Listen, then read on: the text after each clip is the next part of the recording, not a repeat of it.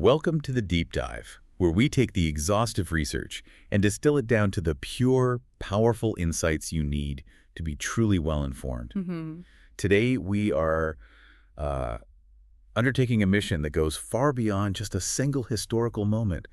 We're tracing a career path that's just so dense with achievement. It really is. So fundamentally built on excellence that, the standard biographical headline, it barely scratches the surface. It really doesn't. We are diving into the life and legacy of Colonel Guion Stewart Bluford, Jr., and to simply know him as the first African-American in space, well, that's to miss the staggering depth of his expertise. Right. As an engineer, a combat pilot, an aerospace consultant, and, of course, a four-time astronaut. Exactly. We've got some highly detailed source material today, and our goal isn't just to, recite a list of his accomplishments. We want to understand the profound synergy. That's the word for it? Synergy. The synergy between his 4 advanced degrees and his 4 high-stakes missions into orbit. So our mission today really is to provide you, the listener, with a comprehensive understanding of how this pioneering figure reached orbit. We want to unpack that multi-layered excellence.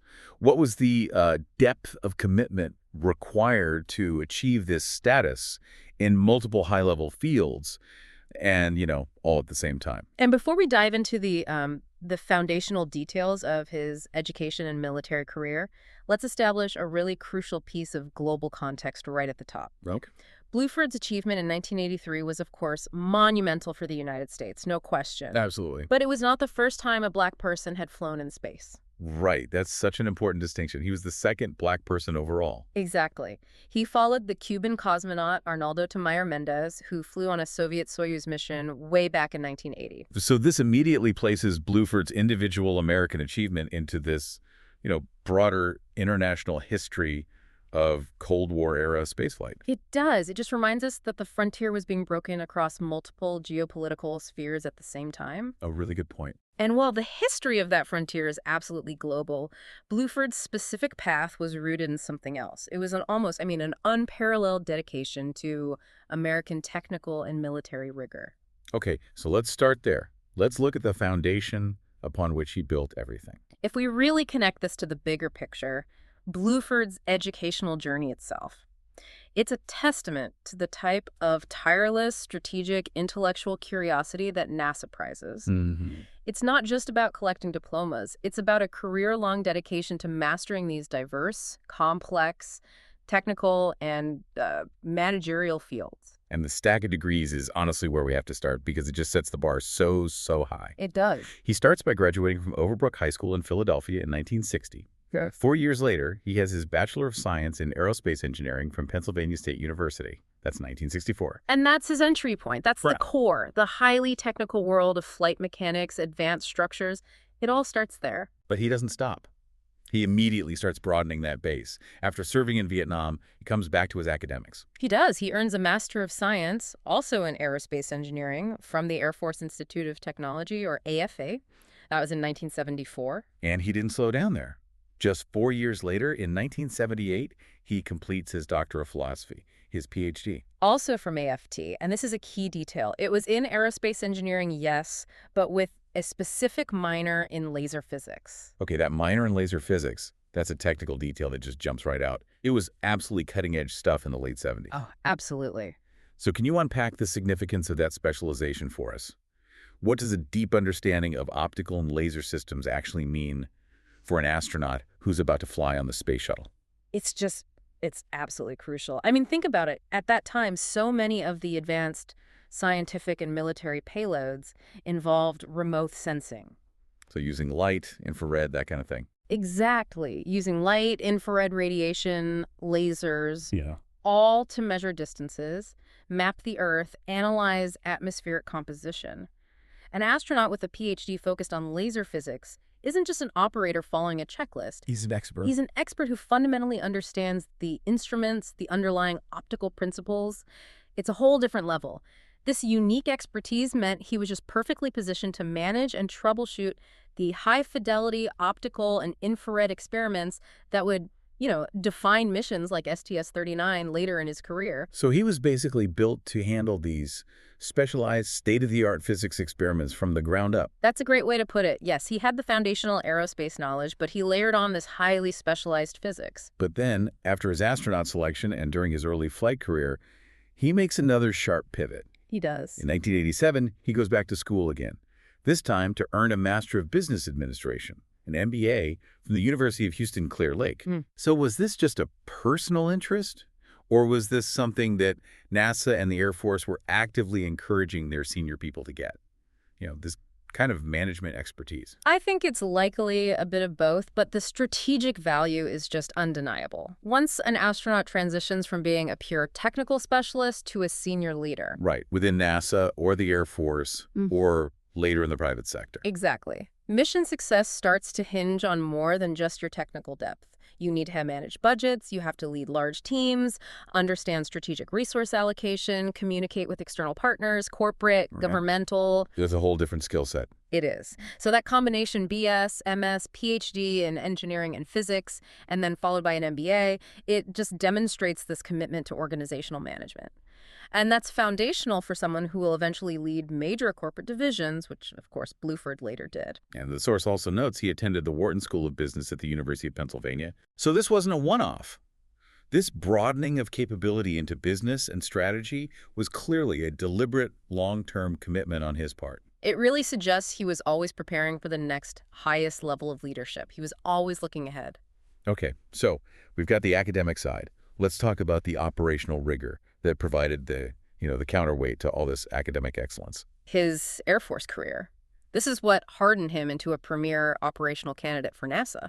He received his pilot wings in 1966 after training at Williams Air Force Base.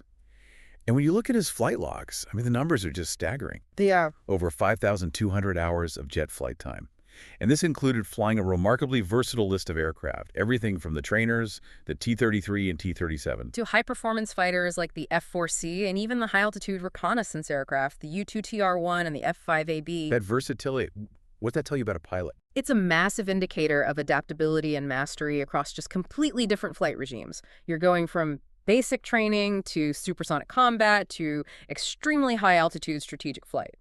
But there's an even more revealing specific detail in those logs. And what's that? He logged 1,300 hours as a T-38 instructor pilot. An instructor pilot. Okay, so why is that role specifically so important?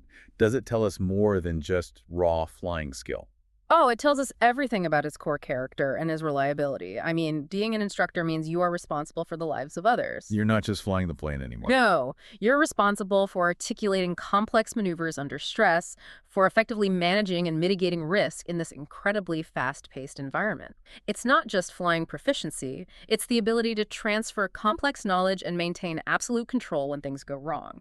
And those skills, the teaching and mentoring skills, must be incredibly valuable in the high-stakes, confined, and tightly knit environment of a shuttle crew. Absolutely, where a system failure often requires immediate coordinated instruction and correction. He's the guy you want in that seat. And his experience wasn't purely academic or instructional either. He was combat tested. He was. He served in the Vietnam War in 1967, and for this service he received 10 Air Force Air Medals and the Vietnam Cross of Gallantry with Palm. So, sustained operational duty under hostile conditions. That requires a level of composure, quick decision-making, and execution of complex procedures that is, non-negotiable for a fighter pilot. And certainly for an astronaut. Yeah. This military track demonstrates that he could deliver under the absolute highest levels of pressure, a trait that NASA was heavily, heavily seeking. So the ultimate synthesis of his operational life and his academic life, it seems to happen when he transitions into these advanced research roles within the Air Force. Yes. That's where his deep engineering degrees finally meet the rubber of the runway, so to speak. Right. That's a great way to put it. He transitioned into roles like the branch chief of the aerodynamics and airframe branch for the aeromechanics division. Here, his high-level degrees truly kicked in, particularly through his published scientific papers, which were focused on a field called computational fluid dynamics. Okay, let's translate that term for the audience. Right. What exactly is computational fluid dynamics, or CFD, and why was it so critical to the Air Force and to his profile as a candidate? Well, computational fluid dynamics is it's essentially the mathematical modeling that's used to predict how air moves around any object. So in this case, an aircraft. Exactly, around an aircraft under all sorts of different conditions. So Bluford wasn't just flying planes anymore. He was using advanced mathematics and computer modeling to rewrite the physics of how those planes performed. So he's directly linking his technical genius to better operational safety, efficiency, aerodynamic performance for the entire Air Force. Precisely. And it showed NASA that he wasn't just book smart or a great stick-and-rudder pilot. He was an expert who could conduct fundamental research and apply it practically to the design and performance of high-speed vehicles. And that practical application of advanced knowledge, that's exactly the kind of background NASA was looking for in its new class of mission specialists. The absolute perfect candidate.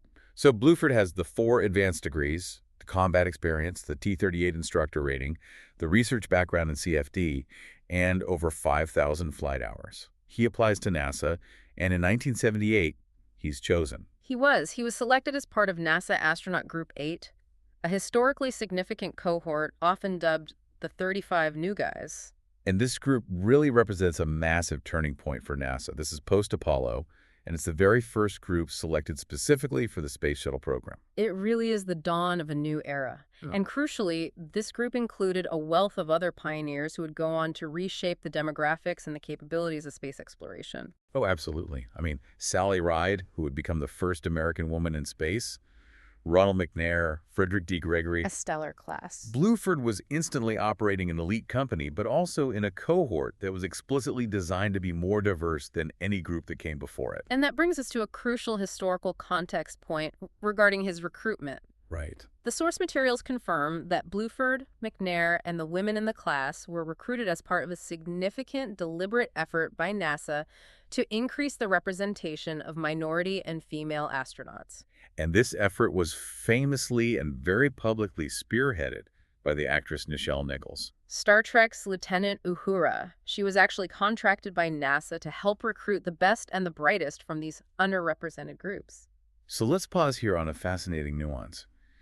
Bluford's entry, it wasn't solely based on his undeniable, incredible technical merit. His path was also influenced by a powerful cultural moment. Driven by science fiction advocacy. Yeah. The barrier-breaking recruitment drive led by a fictional starship officer literally changed the makeup of the real-life space program. It's an amazing story. It shows how NASA recognized that finding the absolute best talent required broadening the application pool way beyond the traditional, white male test pilot demographic. A huge shift. So after their selection in 1978, Bluford and his peers spent a rigorous year of training. They officially became designated astronauts in August 1979. What's really critical for our deep dive is understanding the crucial preparatory roles he took on before his first flight in 1983. Okay. Because these assignments leverage his Ph.D. expertise directly. So what were those crucial assignments? What was he doing for those years? Well, firstly, he worked extensively with the Remote Manipulator System, or RMS. The Canadarm. Famous Canadarm. Yeah. This robotic arm was absolutely essential for deploying and retrieving satellites, maneuvering payloads, and later on it played a fundamental role in building the International Space Station. So mastery of the RMS was paramount for any mission specialist. You had to know it inside and out. He also focused heavily on the Space Lab systems and the specific experiments they housed, which speaks directly to the core scientific mission of many of his later flights. Arguably the most demanding and specialized task, the one that really required his engineering Ph.D., was verifying flight software. He spent significant time verifying that software in 2 critical facilities, the Shuttle Avionics Integration Laboratory, or SAIL. And the Flight Systems Laboratory, the FSL, this is essentially the shuttle's brain trust. This is where the magic happens on the ground. Can you explain to the audience what verifying flight software actually entails? I mean, it sounds incredibly complex. It is arguably the most demanding job pre-flight. You are running what are called hardware-in-the-loop simulations. That means real shuttle hardware. Yes, real shuttle hardware is connected to these complex computer models that mimic the exact dynamics of launch, orbit, and re-entry. Bluford's job was to analyze the code, test the systems, and ensure that what the computer thought was going to happen. The guidance, the navigation, the control. All of it. To make sure it perfectly matched physical reality. If there was a glitch, if anything was off by even a fraction, He had the engineering depth reinforced by his laser physics background to trace it back through the code and the systems. He was the ultimate troubleshooter. That's it. This level of detail and troubleshooting expertise clearly defines his selection and his role. It reinforces that critical distinction. Bluford was selected as a mission specialist. Right, not a pilot. Exactly. He was the technical expert responsible for managing systems, operating the robotic arm, running the complex experiments. He was leveraging his engineering background far more than simply piloting the vehicle. Okay, so that brings us to the missions themselves. Bluford's technical skills were utilized across 4 different space shuttle missions, accumulating over 688 hours in orbit between 1983 and 1992. And the details of these missions, they really demonstrate the evolution of the shuttle program itself. They do, moving from strategic deployment to highly specialized research and even classified military work. So let's start with the one that made history. Flight 1, STS-8, aboard the Orbiter Challenger. It launched on August 30, 1983. This is the flight where he achieved that massive milestone. First African-American in space. But beyond that historical milestone, STS-8 was defined by significant operational firsts for the program itself. It was the 3rd flight for Challenger, but it was the first mission to feature both a night launch and a night landing. That's a crucial detail that's often overlooked. What does conducting a night launch and landing entail operationally that makes it so much more challenging than a daylight flight? Well, it adds an immense layer of complexity, particularly for the landing sequence. The crew has far fewer visual cues during the approach and the flare. So you're demanding absolute reliance on your instruments. Absolute reliance. In highly precise execution. The trajectory and the lighting, it all had to be perfectly orchestrated to ensure the commander and pilot could safely bring that 100-ton glider down to a stop on the runway. It really showed NASA's growing confidence in the operational envelope of the shuttle system. Okay, so challenging flight profile. What about the payloads? The payloads on STS-8 were a mix of strategic and scientific research. They deployed the Indian National Satellite, Ph.D.1. A critical strategic deployment for India's communications infrastructure. Right. And they also used the Canadarm, the SRMS, to test complex maneuvers using something called the Payload Flight Test article. But the most relevant experiment, the one that really speaks to Bluford's background, was the Continuous Flow Electrophoresis System, or CFES, and they operated this system with live cell samples. Okay, can we break down CFES? What was the goal of conducting this kind of biological research in microgravity? Well, electrophoresis is a technique that's used on the ground to separate complex biological materials, things like proteins, cells, or hormones, based on their electrical charge as they move through a fluid. But on Earth, gravity gets in the way. Exactly. On Earth, gravity causes fluid mixing and sedimentation, which makes large-scale, high-purity separation very difficult. So by doing it in space, in microgravity, you could achieve incredibly high-purity separation of these live cell samples.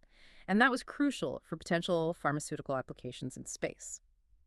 Bluford's role as mission specialist meant he pivoted from handling massive satellite hardware to delicately managing this cutting-edge biomedical research. it just underscores the immense, diverse scientific demands that were placed on the crew. Absolutely. Then, just 2 years later, Bluford was back. Flight 2, STS-61A, also aboard Challenger, launching in October 1985. And this mission set a record that really underscores the massive push towards international cooperation in space at that time. It really does. Yeah. STS-61A set the record for the largest crew to fly in space up to that point.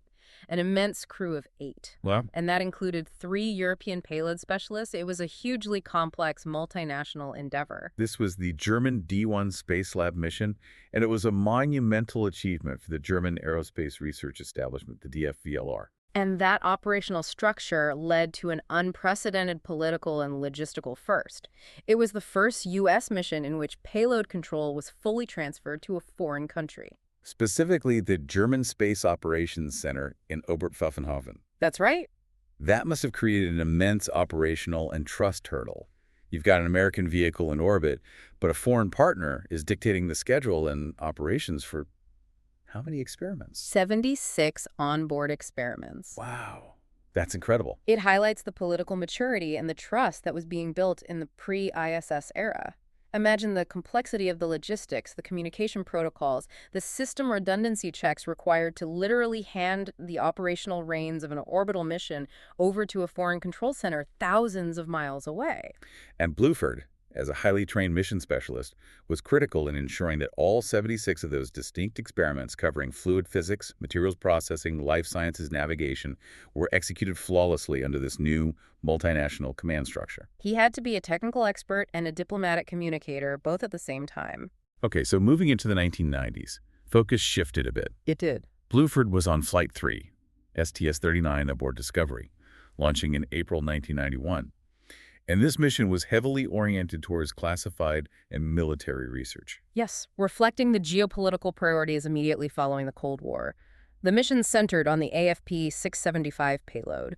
This was a sophisticated package designed to gather a massive amount of high-fidelity data on the space environment. Everything from aurora phenomena and the Earth limb to celestial and even the shuttle environment data itself. Exactly. The source lists the specific instruments, which really tie back to Bluford's academic expertise. Right, things like Cirrus-1A, the Far Ultraviolet Camera, the Quadrupole Ion Neutral Mass Spectrometer QINMS, and the Horizon Ultraviolet Program, HUP.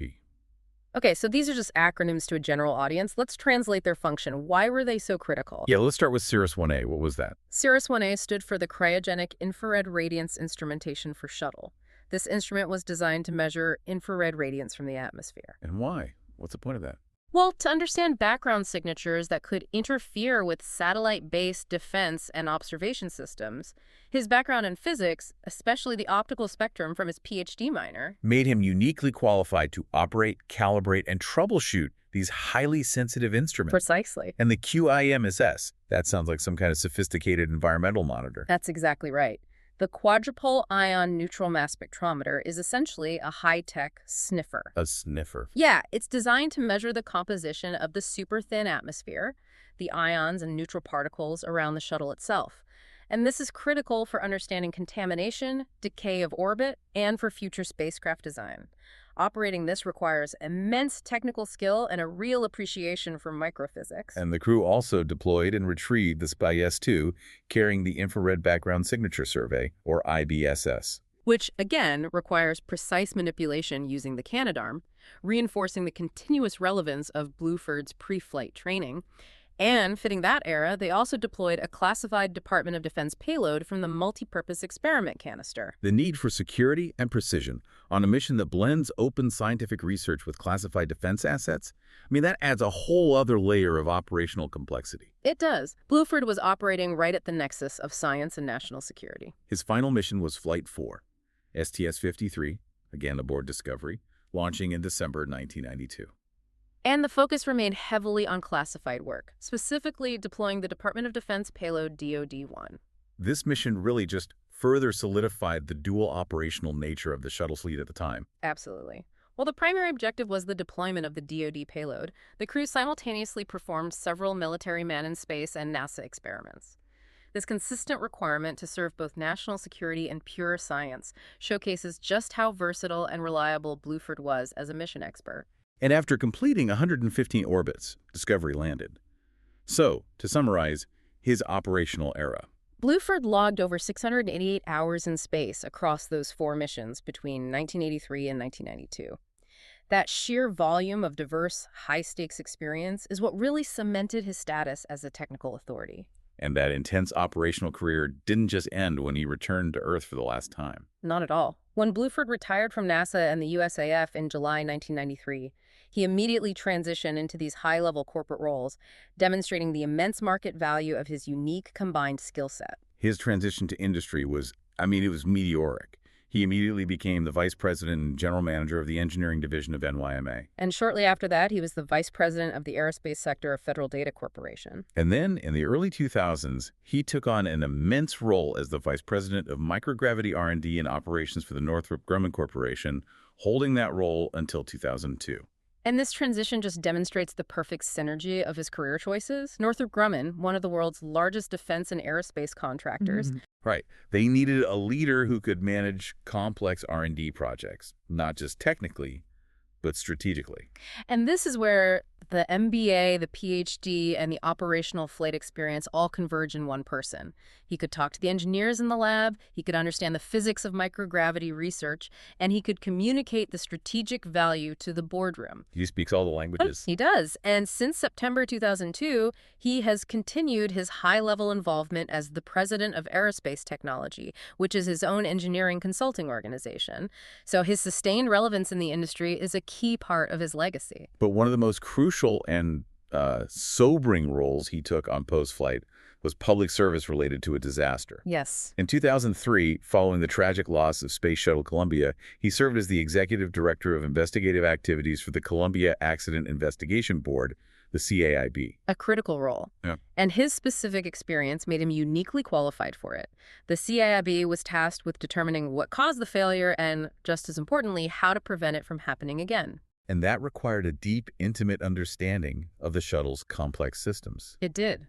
So how crucial was his direct operational and engineering experience, specifically his pre-flight technical assignments, in leading that investigation? It was indispensable. I mean, think back to his time spent verifying flight software in the Shuttle Avionics Integration Laboratory, the SAIL. Okay. He understood the exact parameters of the flight control systems. He knew what was theoretically possible or impossible during the failure sequence. His experience operating the remote manipulator system and handling delicate payload hardware meant he had an expert's understanding of external structural dynamics. So he could immediately connect these engineering failure mechanisms to operational reality. Yes. He ensured that the CAIB investigation was driven by the deep first-hand knowledge that was absolutely necessary to uncover the truth of one of NASA's greatest tragedies.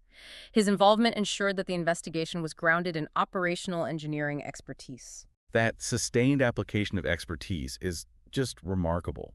And his influence didn't stop at the CAIB. He has actively shaped policy and direction across countless organizations. He's a fellow of the American Institute of Aeronautics and Astronautics, which is the highest recognition for technical excellence in the field. He's also served on the boards of governors for prestigious bodies like the National Space Club, the National Inventors Hall of Fame.Tune, and the U.S. Space Foundation. And his involvement with the National Research Council Aeronautics and Space Engineering Board that shows his commitment to shaping future policy at a national level. And his connection to academia is equally important, ensuring his experience directly informs the next generation. Right. He maintains strong ties to his alma mater, Penn State, as a member of the Society of Distinguished Alumni and serving on the Committee on Minority Activities for the College of Engineering. And the recognition he's received. It truly speaks to the breadth of his impact across military, scientific, and cultural spheres. On the military side, he holds the USAF Command Pilot Astronaut Wings, the Legion of Merit, and the Defense Superior Service Medal, on top of the 10 air medals from his Vietnam service. And the NASA honors are just as prestigious. The NASA Distinguished Service Medal, the Exceptional Service Medal, and multiple NASA spaceflight medals, one for each of his missions. He has been permanently cemented in history through multiple major Hall of Fame inductions. Which shows his legacy spans multiple disciplines. The International Space Hall of Fame in 1997. The U.S. Astronaut Hall of Fame in 2010. And notably, the National Aviation Hall of Fame in 2019. That last induction is a powerful reminder that he started as a high-performance pilot long before he became an orbital engineer. The academic recognition is enormous as well. He holds honorary degrees from 13 different universities, including Texas Southern University, Drexel, Kent State, and Florida A&M University. I mean, receiving a Ph.D. and then continuing to be recognized by institutions of higher learning with over a dozen honorary degrees, it just demonstrates his continuous impact on scientific and educational thought. And beyond the formal awards, his cultural influence is significant.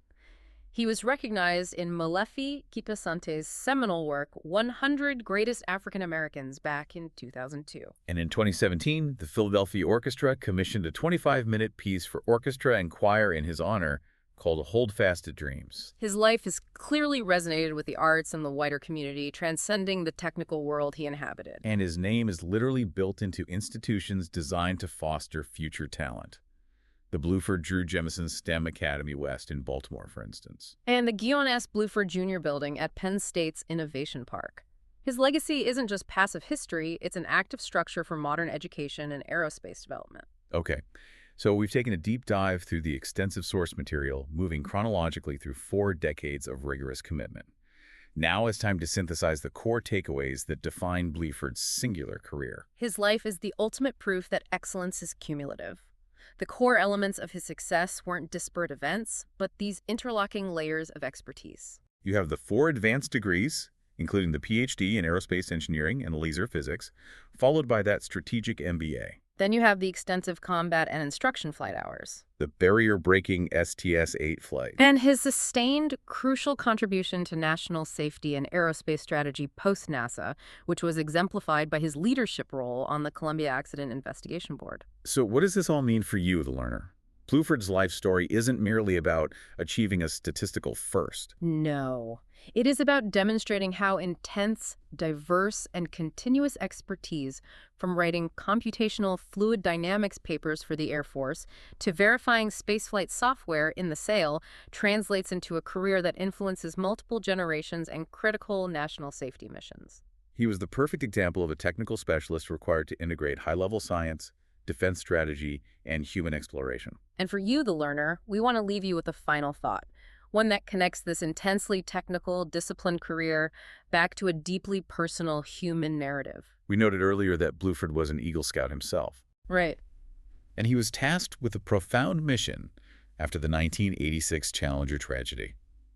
He was designated as the emissary to return the Challenger flag to Boy Scout Troop 514 in Monument, Colorado. That was a deeply emotional and symbolic task. It required him to bridge the gap between a national trauma and an individual local experience. And it highlights this often overlooked responsibility that astronauts bear, not just as explorers and technical experts, but as cultural emissaries and bearers of profound national moments, even in the face of disaster. Absolutely. So for you, the learner, consider this.